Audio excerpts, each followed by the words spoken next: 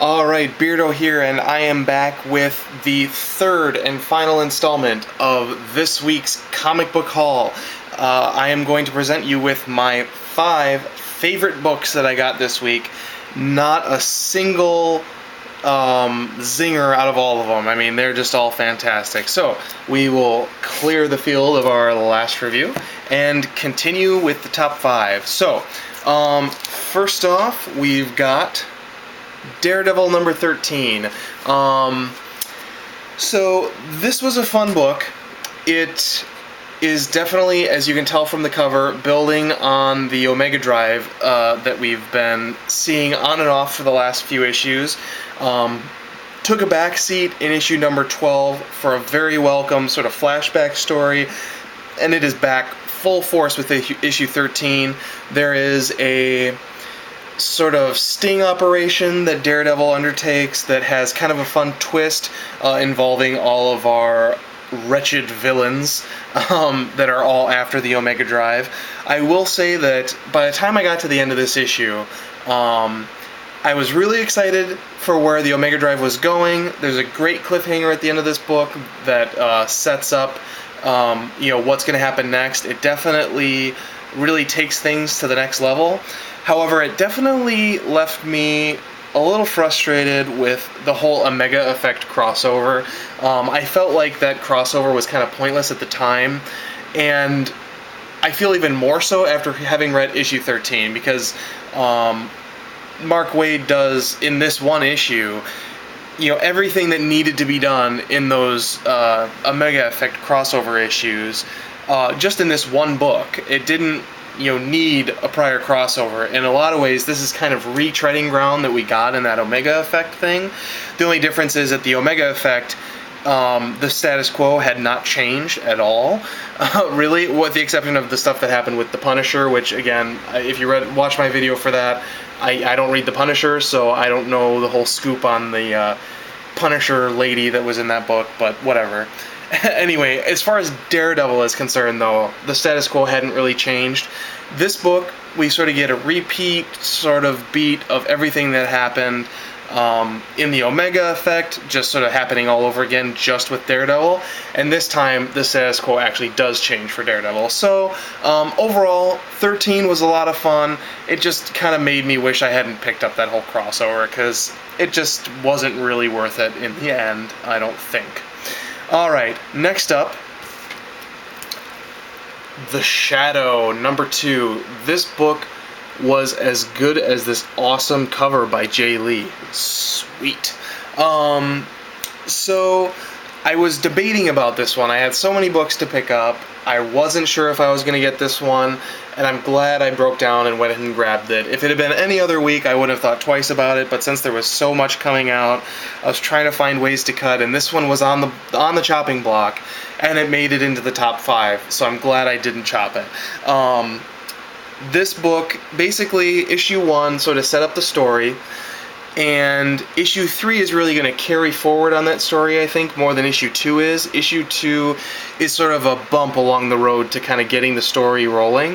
However, it's a very, very welcome bump, because it really gives us a good, clear sense of what the book is going to be like, what the Shadow is going to be like, and I am loving it. The artwork in this book is the most stellar thing about it. The artwork by Aaron Campbell in the first issue was solid. I didn't realize just how perfectly it fit the book until getting through issue 2, because the artwork fits this book to a T. It really is a perfect marriage. So great job to the editors over at Dynamite that thought to combine Garth Ennis and Aaron Campbell for The Shadow. If you're into, old pulp books, Nazi spies, etc., this is a book for you. I do recommend you go check it out. If you're not already, I'll definitely be picking up issue 3, and we shall see where things go after the first arc. Alright. Now, for my final 3 books, I have to say that each one of them is worthy of the top spot, but there can be only one, and so I somewhat arbitrarily picked. I can't give you really a critical reason why one is better than the other. I'm just going to go with my gut instinct on this. So if you don't agree with my order exactly, keep in mind, I mean, I am more than willing to concede that each one of these is worth the number one spot. So first off, I'm going to show you the book that almost no one in our little YouTube community is reading, but everybody should be reading. And that is Wonder Woman number 9.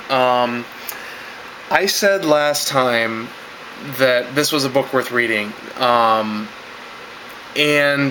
I just can't stress it enough. I mean, this time I want to sell you guys this book, you know? And it's one of those things where I wouldn't have been sold on this book. I mean, I read the first issue for free, and that's how I got hooked. So, you know, it's one of those things where you wouldn't have been able to sell me on picking up this book if you had just told me how awesome it was. But it is that awesome. It really is. So what's great about the book? I mean, virtually everything. I mean, everything that's going well with Saga right now is the stuff that's going well with Wonder Woman. It has fantastic art with really intuitive, really creative character designs and background designs and layouts. And it's really smartly written with a really witty twist. There's a lot of really good wit in this book, and I don't want to spoil too much of it, but like, there's a whole issue with a certain character in this book being pregnant, and we're kind of going through her whole experience from 0 to 9 months. But Brian Azzarello finds a very creative way of speeding up the process of going through 9 months of pregnancy without some kind of a silly explanation, sort of still within the rules of sort of natural reality, but at the same time, you know, giving us a little twist so we can get to the point where she's 9 months pregnant without having to wait 9 months in DC New 52 continuity to get there. Really clever moment there from Azzarello for that. The lasso of truth used in this book is always used in a really creative way. The lasso of truth can sort of either be used as a weapon, clearly, because it is a weapon for Wonder Woman, but at the same time, it's best used when it's more of a literary device that is, you know, bringing something out of the characters or the situation that wouldn't already be there. You know, it's just a plot element, a recurring motif in Wonder Woman, and when it's written that way, it can be very effective. If it's just used as a weapon and, you know, she lassos someone's like, tell me what you know, that's pretty boring to me. This book really uses it in creative ways every time, including in this issue. You get teased with it in the cover, but it's not quite as clear-cut as this cover would make it look. So, really good stuff with the lasso. Really great book all around. I want to show you a little bit of the artwork and show you guys what you're missing out on, because it is just phenomenal. There's some incredibly creepy moments in this book this month.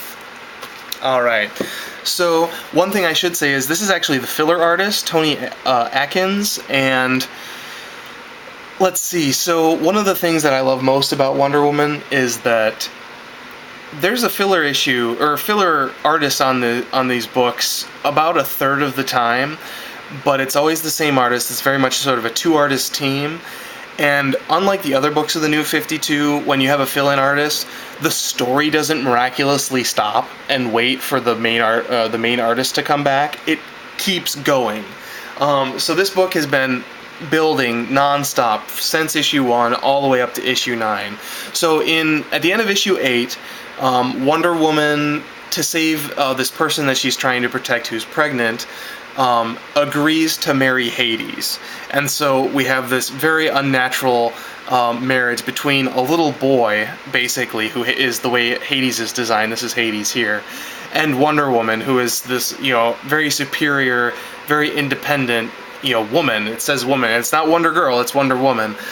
Really, really sick and twisted concept, but at the same time, you know, a very traditional concept of, you know, the person who's betrothed to someone that they don't want to marry, just with, you know, that sick Azzarello twist. So, I am going to show you a few things from this. First of all, we have this great sort of moment between Strife, this is Strife down here, and then this guy who looks like Brian Azzarello is actually the God of War, and you can see he's got blood all over his pants, and we've seen him before, and he basically just, you know, sits around, and wherever he is, war breaks out, terrible things happen. So you have this great splash page as they're sort of sitting there discussing stuff. So here's strife again, and there's the god of war.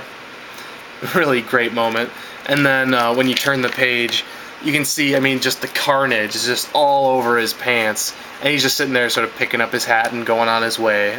Sort of, as he puts it, if you'll excuse me, I have other things I don't care about to attend to. So, anyway, that was kind of a great moment. The main reason I wanted to open this book up for you guys, though, is to show you some of the just general designs and how sort of creepy but great they are. So, for example, check this out. This is Hades' throne. He sits on his father's lap, who is chained to basically what is his, to force him to stay as his chair. Look at that. I mean, that's just gruesome. I mean, how creepy is that? This little boy with, wax dripping down his face, using his dad as a throne. Just gross, but cool. Alright, and then the other thing I wanted to show you is you do get a hint of what Wonder Woman's wedding is going to be like, and that is pulled off in a very creepy way as well, which is right here.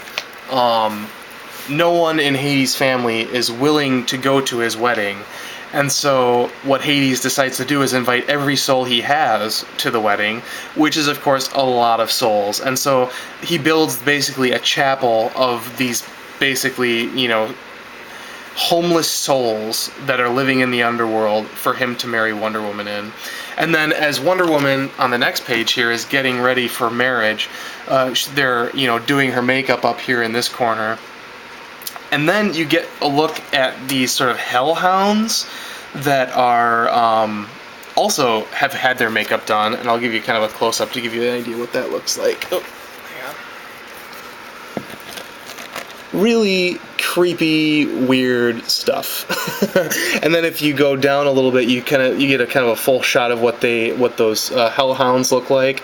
And then Wonder Woman is the woman dressed in that blood red outfit. That's her wedding gown, and you can see there's all these like zombie hands attached to the bottom of it. It's just so twisted, but really a great read. Not a superhero Wonder Woman book to me. It's very much a fantasy book. In a lot of ways, Wonder Woman is sort of the secondary character, and the woman who's pregnant, who's just sort of this ordinary person, is really the center of the story. So, again, I said it last month, Wonder Woman, great read. The trade is coming out soon, if it's not out already. Please pick it up and just give it a shot. It is so worth your time. Fantastic book. Alright. Runner-up to the #1 position, and this may surprise some of you, runner-up was Saga. Makes you wonder, what could possibly be #1? Saga, definitely worthy of #1. I decided to give it #2 because I've given it #1 a couple of times recently, and I mean, all you guys are reading this, I know that you know how great it is, so I decided to save the #1 spot for something else that was pretty special this month. But Saga Chapter 3, no drop in quality here. I have been so excited for this book. I thought it was coming out last week, and it didn't, and so my brain just hurt. And so finally, a week later, I get to satiate my appetite for some good old-fashioned Saga from Brian K. Vaughan. Definitely not a disappointment. The thing that really steals the show for me in this book is actually Prince Robot. The way they sort of set up he has sort of like this interrogation scene, and the way the layouts are set up does a really great job of just bringing that scene to life, and it makes it really creepy and really funny at the same time. Very, very good character development from him. We, of course, get to learn a lot more about the horrors, which we were teased at the end of issue 2 with, and this particular horror on the cover here is definitely going to play into this book more than in just this issue, and it's really interesting to see kind of what her role is going to be, and I'm really excited to see how that plays out. But the biggest kicker in this book had to be the ending.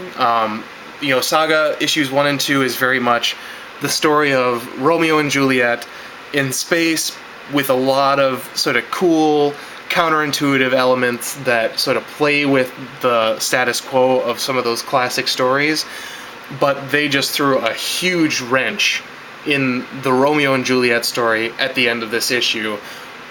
I'm not going to spoil it, but your jaw's gonna drop. It's a big one, and makes me really curious for issue number 4. So, as always, can't wait for Saga. Overall, this has got to be my favorite book coming out right now.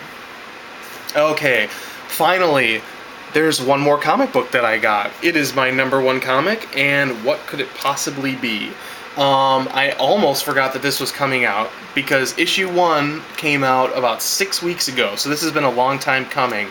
Finally, we get issue 2, and it is Danger Club number 2. This book, the first issue when I read it, I was a little bit on the fence when I first read it because I was kind of confused. They throw you into this sort of Lord of the Flies 1984 future, and they don't give you, they sort of expect you to just know what's going on. And so it was a tough read the first time through issue 1.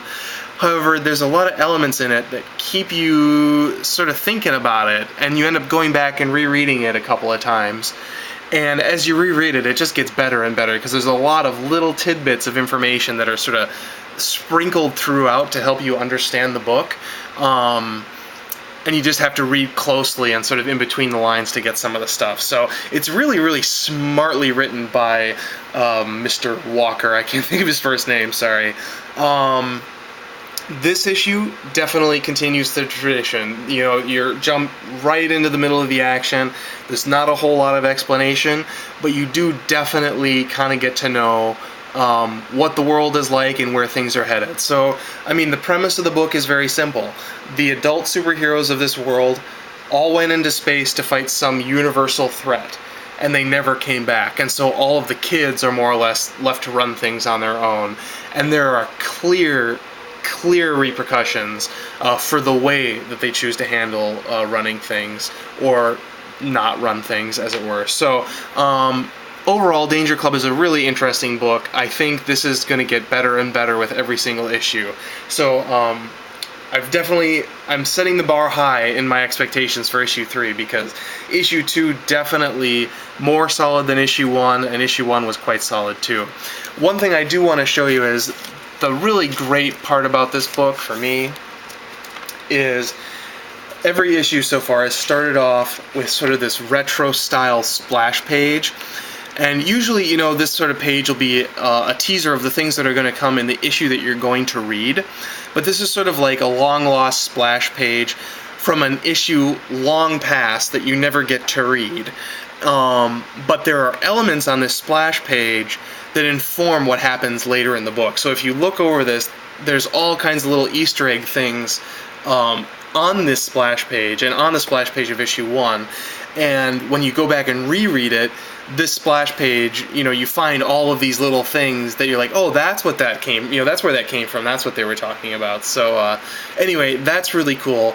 And plus, the book itself has a very serious tone. It's a little bit gory, but not tastelessly so, but definitely very adult. And so sort of getting this sort of, Silver Age kind of splash page at the beginning really throws you off the scent of what follows. So I'm going to do this so I don't spoil what happens. But you go from,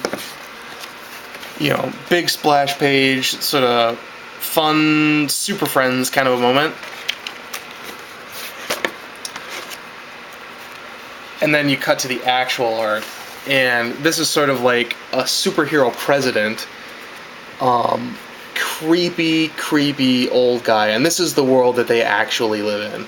So anyway, this is a really solid book. If you're not picking this up, I really recommend it. So I think the only person I've seen reading this is a comic book mom, so ask her. I bet you she will vouch for it too. I'm curious to hear what she thinks of issue 2. So anyway, that concludes the supermassive, giant-size Wednesday comic book haul review for May 16th, 2012.